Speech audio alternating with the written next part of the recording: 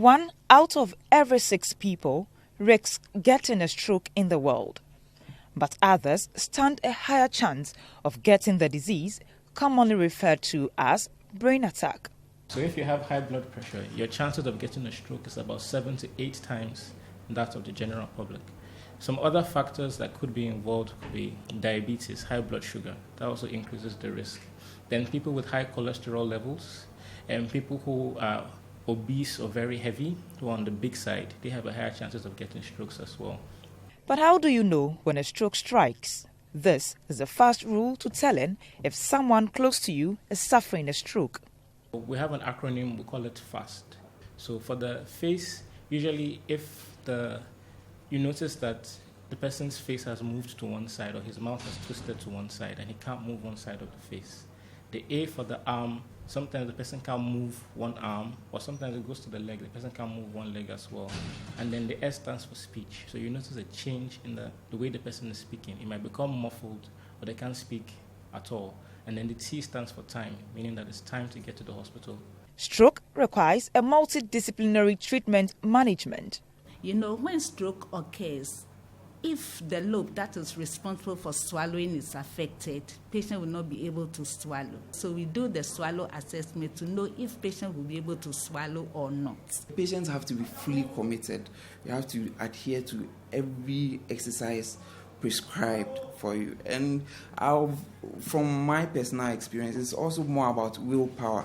How much you are hungry to get back to your former state before the stroke.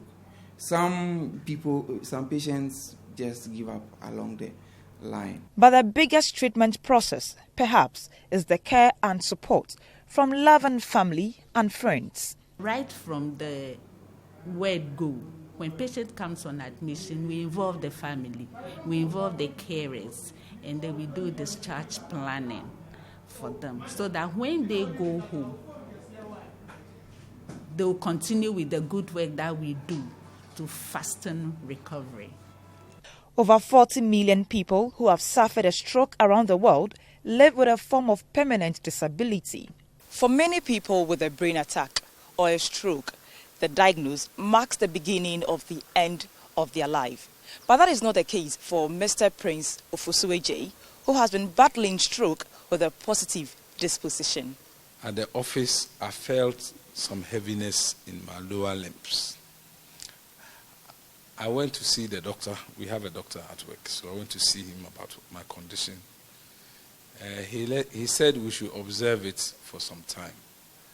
But just after I left his office and went to my office, I couldn't walk again. But Mr. Ofosueje's world did not come to a stop even after suffering a second stroke. He tells me of his positive disposition and huge support from his family, especially his 23-year-old daughter. The doctors were very nice. They will speak to you, they will tell you the condition and tell you the survival rates and encourage you to be positive yourself. And I think that is very, very important. And then you also need proper support. I was lucky.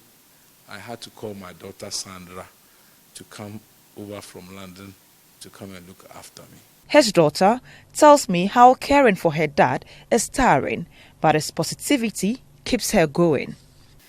I feel like one thing that kills people faster than their diseases is their mentality of the disease.